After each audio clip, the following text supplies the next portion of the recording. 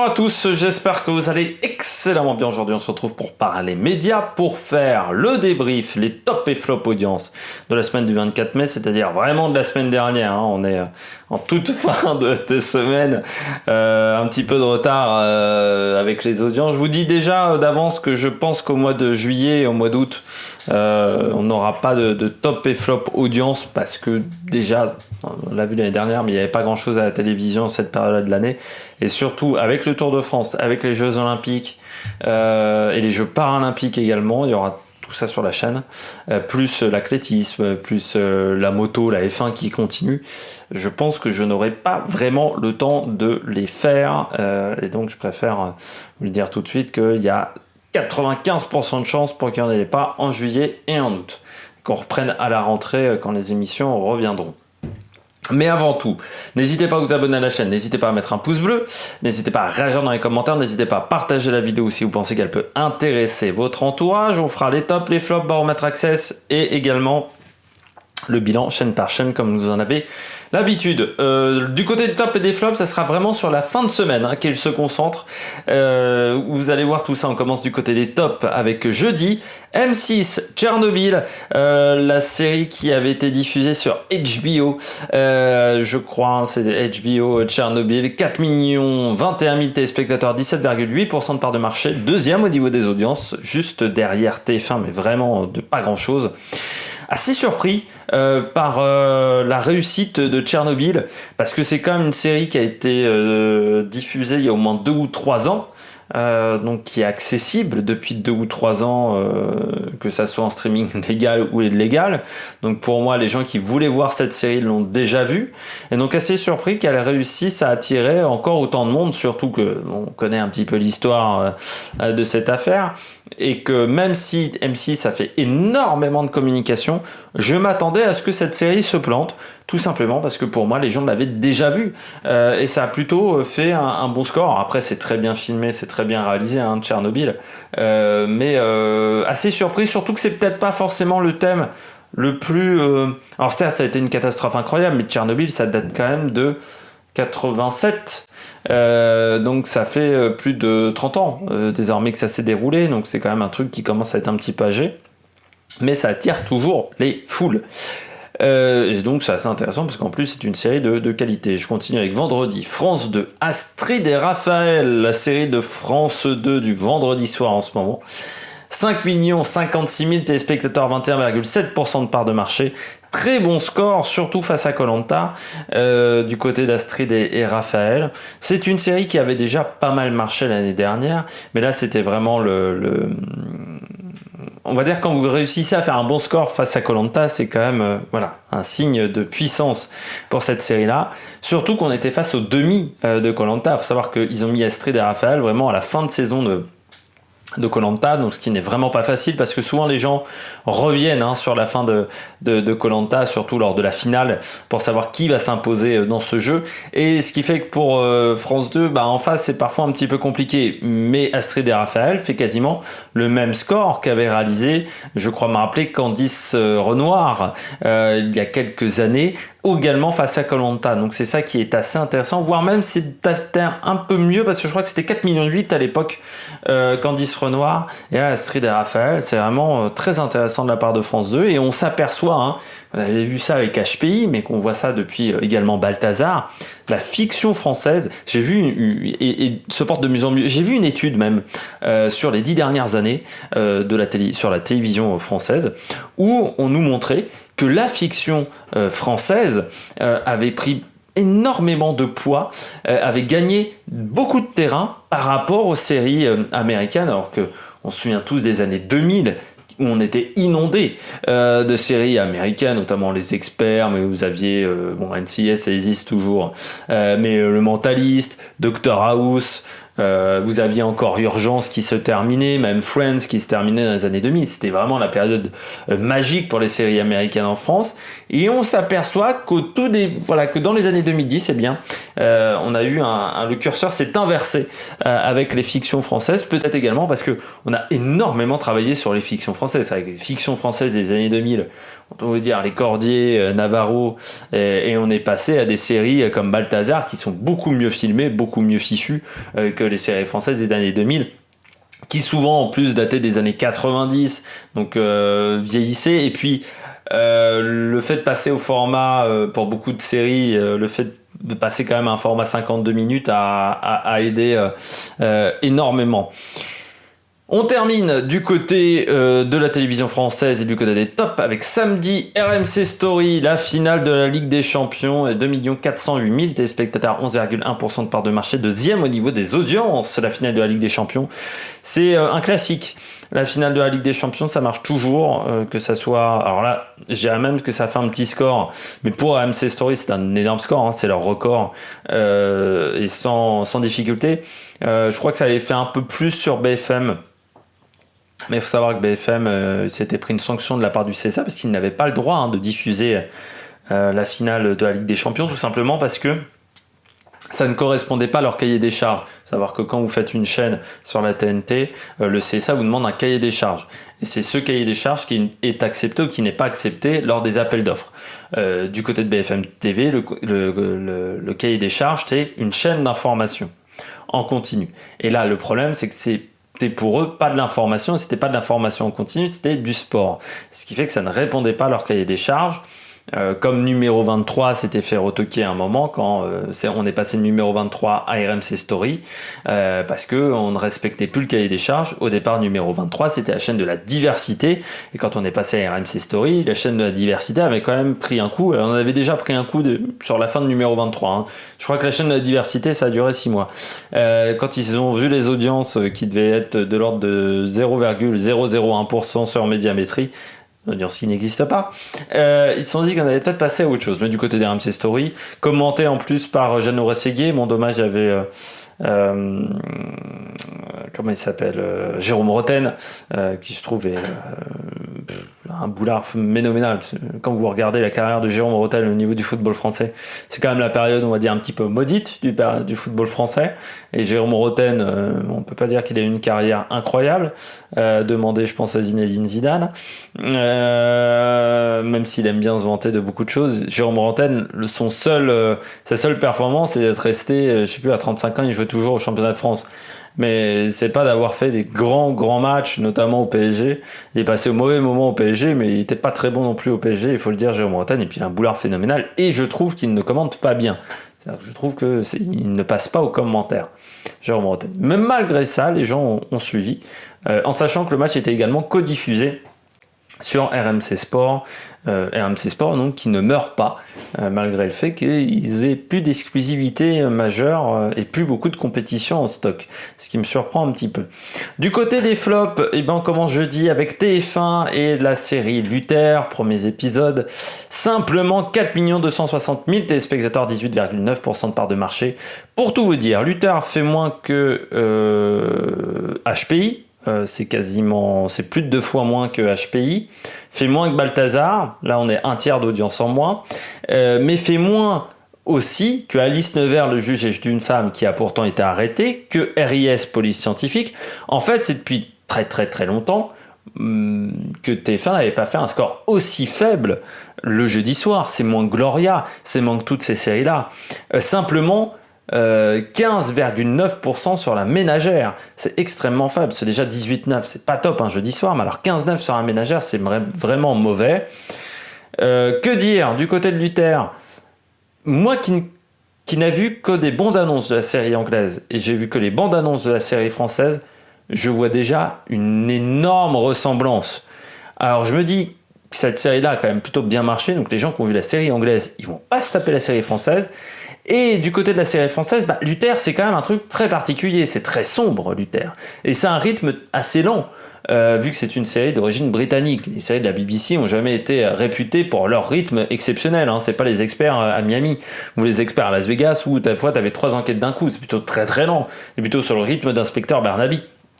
Et du côté de Luther, même si c'est très bien, moi je trouve que j'ai jamais regardé parce que je pense que c'est une série qui me ferait chier, parce qu'il n'y a pas assez d'action, je pense.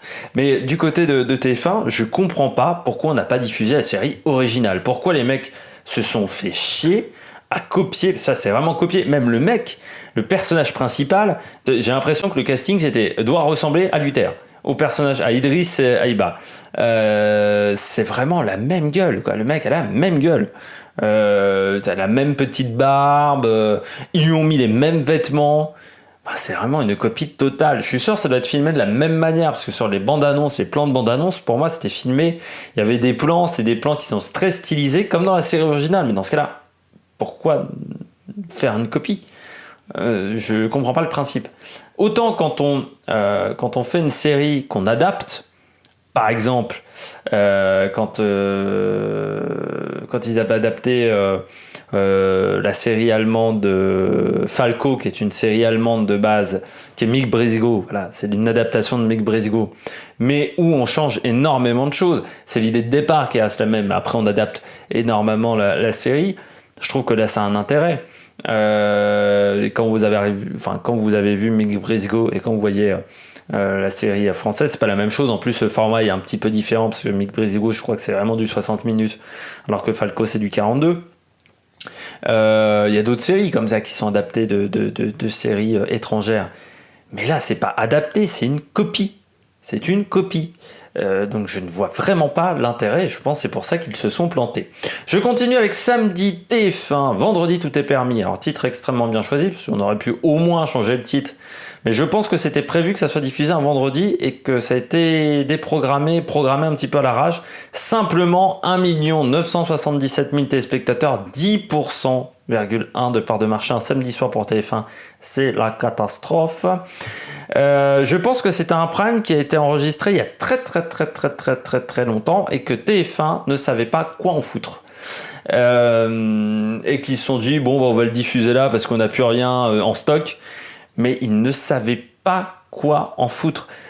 Parce que j'ai vu sur Twitter que beaucoup de gens disaient que le fait que le mec de Danse avec les stars se rase, il l'avait dit, je crois que même l'avoir vu sur Quotidien, qu'il s'était pointé les cheveux rasés et qu'il avait dit que c'était pour une émission. Mais ça fait genre 1 an et demi. Donc c'est-à-dire que ce truc-là a été enregistré il y a très longtemps en avance, peut-être même avant la période de la Covid, et les mecs sur TF1, je pense, ont dû voir l'émission et se sont dit non, on diffuse pas ça. Puis là, bon, à un moment, tu peux pas le garder en stock indéfiniment. Il y a des séries comme ça qui sont gardées très longtemps en stock, et puis à un moment, on les diffuse en plein mois de juillet ou en plein mois d'août. Là, je pense que c'était un peu ça, c'est-à-dire que l'émission était très mauvaise. Ils se sont dit au mois de mai, les gens sont pas là le samedi soir, on se plantera peut-être un peu moins. Bon, le plantage est quand même un petit peu sévère. Mais bon, vendredi tout est permis, à un moment, faut arrêter, quoi. Ou faut trouver des nouvelles idées. Et puis là, c'était... alors certes, il y avait Jarry, mais bon, Jarry, des fois, peut être un peu chiant à la télévision. Et puis après, c'était beaucoup de second couteau, quoi. Donc, c'était un petit peu... je pense que l'émission ne devait pas être top. J'ai pas regardé vendredi, tout est permis depuis très longtemps. Autant c'était hyper moderne il y a 10 ans. 10 ans après, c'est quand même vachement moins moderne et il faudrait peut-être changer surtout la recette. Je continue avec samedi, France 2, La Lettre. Qui ne marchait déjà pas d'habitude, et ça a encore fait moins que d'habitude, alors que pourtant la concurrence est un petit peu plus faible, parce qu'à part la Ligue des Champions et France 3, il n'y avait pas grand chose, et La Lettre a fait simplement 1 563 000 téléspectateurs, 7,6% de part de marché. Autant vous dire que déjà TF1 c'était la catastrophe, mais là pour France 2 c'est une catastrophe aussi. Je vois pas l'intérêt, j'ai déjà pas compris le concept à part vouloir faire chialer la ménagère, comme on dit, mais ça marche plus du tout aujourd'hui. C'est vieillot, je trouve. Et puis, qu'est-ce que j'en ai à foutre que Vianney chante pour je sais pas qui, quoi. J'en ai rien à branler. C'est-à-dire que je me sens totalement extérieur aux histoires. Je me sens pas du tout rattaché au truc. Donc moi j'avais vu la première, ça m'avait pas plu. Donc j'ai pas vu les autres, et je crois qu'on a vu de toute façon l'audience décroît, que ça soit en part de marché et en nombre de téléspectateurs, d'émission en émission. Je crois que Sophie Davant, bon voilà, elle vend ses pots de fleurs de l'époque romaine. Bon, j'ai l'impression que voilà, elle est bien dans ce domaine-là, elle est bien dans les émissions de l'après-midi, mais elle est pas bonne en prime, Sophie Davant. Que ça soit sur le Téléthon ou là sur La Lettre ou pour les primes de Affaires conclues, je la trouve pas compétente dans ce domaine-là. Et je pense que France 2, leur vrai problème aujourd'hui, En termes d'audience, ils s'en sortent pas trop mal, notamment les après-midi. Mais leur vrai problème aujourd'hui, c'est les primes, notamment les émissions de prime time où ils n'ont personne pour les animer. C'est-à-dire que Nagui, c'est pas bon. Laurence Boccolini, on a vu à l'Eurovision, c'était une catastrophe. Stéphane Bern, alors déjà, je pense qu'il aime pas faire ça, mais en plus, il est pas très bon. Mais je dirais que c'est le moins pire de tous. Ils n'ont personne, en fait, pour animer les émissions le soir. Ils ont Olivier Mine. Mais bon, Olivier Mine, il fait Fort Boyard, on peut pas le mettre à toutes les sauces.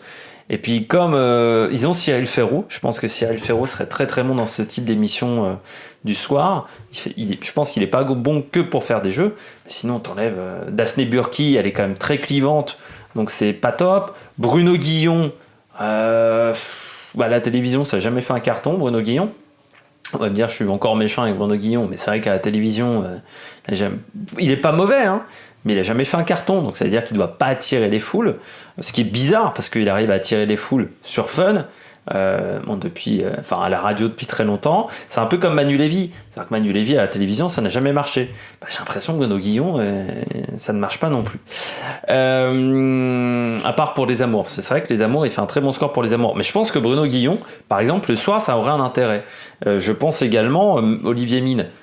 À part ces deux mecs-là, il n'y a personne d'autre, que ce soit chez les filles ou chez les garçons, qui soit capable de présenter les émissions le soir. Et puis je termine avec dimanche, France 3, Roland Garros, 899 000 téléspectateurs, 4,2% de part de marché, c'est passé derrière C8 et derrière Arte.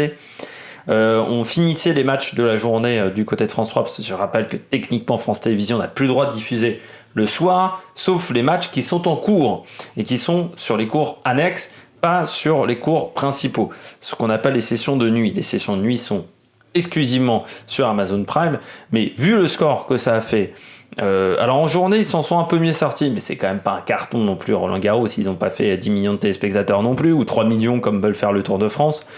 Je me dis quand même que Amazon Prime, ils ont acheté un truc très cher pour peut-être pas grand chose, parce que je m'imagine personne se dire, tiens, pour Roland Garros, donc pour 15 jours dans l'année de tennis, je vais prendre un abonnement de 5 ou 6 euros par mois pour Amazon Prime, qui me servira peut-être pas le reste de l'année parce que je ne regarde pas de séries ou je ne regarde pas les séries Amazon. Je suis pas sûr qu'il y en ait 150 quand même qui ait fait ce choix-là. Donc je suis un petit peu surpris. On passe au baromètre Access. Du côté du baromètre Access, n'oubliez pas alors je rappelle, on commence à être dans la période estivale, donc les Access subissent le beau temps et les jours qui rallongent. N'oubliez pas les paroles, 3,4 millions à 3 millions, ça a été assez régulier, en baisse, et surtout l'écart avec Demain nous appartient s'est réduit. Demain nous appartient, qui était entre 3,4 millions et 2,9 millions, donc vraiment des fois même je crois que TF1 était devant France 2, donc c'est vraiment pas top, mais il y a aussi une sorte de lassitude, je pensais que n'oubliez pas les paroles au bout d'un moment chez les gens. Quotidien a pas trop subi ce phénomène là sur les 3 premiers jours, donc lundi, mardi, mercredi où ils étaient aux alentours de 2 millions, par contre jeudi 1,7 million et puis vendredi simplement 1,4 million, mais on sait que le vendredi Quotidien c'est toujours plus bas en termes d'audience parce que souvent une émission un peu plus pointue, je dirais un peu plus un peu moins grand public, l'émission du vendredi, il faut le dire. C'est à vous, très mauvais score, simplement 1 million, c'est depuis très très très longtemps que C'est à vous n'était pas passé au niveau du million, quoi, vraiment ras du million. Malgré le retour des invités et du repas avec les invités, qui est quand même la base de C'est à vous, qu'ils n'avaient plus le droit de faire avec la Covid, les audiences ne sont pas bonnes. Alors est-ce que c'est une lassitude par rapport au format ? C'est vrai que ça fait quasiment 10 ans, plus de 10 ans qu'existe C'est à vous. Est-ce que c'est une lassitude du fait d'avoir Anne-Elisabeth Lemoine animatrice ? Est-ce que c'est une émission qui est quand même basée à la fois sur des invités mais également sur l'actualité, et les gens en ont marre de l'actualité du moment et de la Covid? C'est vrai que C'est à vous parle quand même très souvent de la Covid. Je sais pas, mais il y a un problème en ce moment avec C'est à vous. Hanouna, touche pas à mon poste, toujours stable. 1,2 million, voilà, en légère baisse, mais c'est un petit peu comme N'oubliez pas les paroles et Demain nous appartient, donc je dirais que la baisse est assez similaire. Par contre, simplement 499 000 téléspectateurs vendredi, donc ça fait 2 vendredis d'affilée que le score est assez mauvais pour Cyril Hanouna. Du côté du Mon Gâteau, les meilleurs des France, en baisse. Là aussi, entre 1,6 million et 1,3 million en termes de téléspectateurs. Et puis vendredi, simplement 1 million. C'est pas top cette émission-là pour M6. Je pense que les gens commencent à se lasser du coup du gâteau qui reste quand même un nouvel star des gâteaux. Hein, c'est un peu ça le principe. Moi, je trouve pas que ça soit une émission très intéressante. Et puis, sur W9, Objectif Reste du Monde, donc qui doit être un dérivé des Marseillais. J'ai pas regardé, c'était un dérivé des Marseillais ou d'Ichti. Objectif Reste du Monde, entre 694 000 et 538 000, en baisse. Ça ne m'étonne pas trop parce que c'est quand même un programme moins fort que les Marseillais. Puis il faut quand même se méfier de la télé-réalité parce que avec Énergie 12 qui a décidé peut-être d'arrêter les anges, les influenceurs vont être très présents à la télévision. Alors, ça ressemble à de la télé-réalité, hein, vous inquiétez pas, c'est une nouvelle forme de télé-réalité. Comme je vous avais dit sur mes 3 vidéos sur la télé-réalité, pour moi il y avait une nouvelle forme de télé-réalité à ce niveau-là. Bah, je pense qu'on est en train de passer sur une forme où on utilise beaucoup plus les youtubeurs, les influenceurs pour montrer les coulisses de leur vie, mais qui sont en fait des coulisses de vie totalement scénarisé parce que si le mec pendant toute la journée il mange des pâtes, ça va pas intéresser le téléspectateur. Ce qui était le cas lors du premier Loft. Parce que je vous avais raconté que sur le premier Loft, si vous regardiez les émissions jour par jour, il y avait des fois où il ne se passait absolument rien. Et ils ont compris assez vite qu'il fallait qu'il y ait des épreuves, des défis, parce que sinon on allait se faire chier. Et donc là, pour les influenceurs, bah, si c'est juste la fille qui se fait maquiller ou qui se fait refaire les ongles ou le mec qui fait un shooting photo, voilà, faut qu'il y ait un petit peu plus, faut qu'il y ait de la baston, faut qu'il y ait un petit peu des trucs compliqués. On passe au bilan global des chaînes. Du côté du bilan global des chaînes, on commence avec TF1 qui est dans sa moyenne, qui n'est pas dans sa moyenne, TF1, simplement 19,2%, moins 1,1 point. Là encore, le yo-yo de TF1, c'est le cas depuis le début d'année. Hein. Ils arrivent parfois à faire 2 semaines, 3 semaines à 20%, mais pas beaucoup plus d'affilée. HPI est parti. Luther est arrivé. C'est peut-être ça qui explique la variation. Ils ont quand même fait 2 primes avec des scores assez moyens du côté de TF1, voire mauvais. Parce que j'ai pas parlé de Lincoln, mais Lincoln n'a fait que 13%. Donc quand vous avez Lincoln qui fait 13 le mardi, plus HPI, vendredi tout est permis, le samedi qui fait également 10%, c'est sûr que ça aide pas. France 2 en baisse, mais je rappelle que la semaine dernière, il y avait l'Eurovision qui avait fait un énorme score. On est quand même aux alentours de 14,7%, moins 1,4 points. Donc là encore, les primes n'ont pas totalement aidé du côté de France 2, notamment samedi soir. On est passé de 30% de part de marché avec l'Eurovision à simplement 7,5%.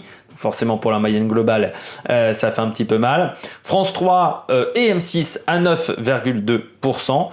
Donc à leur niveau pas vraiment très élevé, hein, mais ça retrouve un petit peu des couleurs du côté de ces deux chaînes avec une hausse de 0,3 points pour France 3 et 0,7 points pour M6. France 5 en hausse de 0,2 points comme Arte, 3,2% de part de marché pour France 5 et 3% de part de marché pour Arte.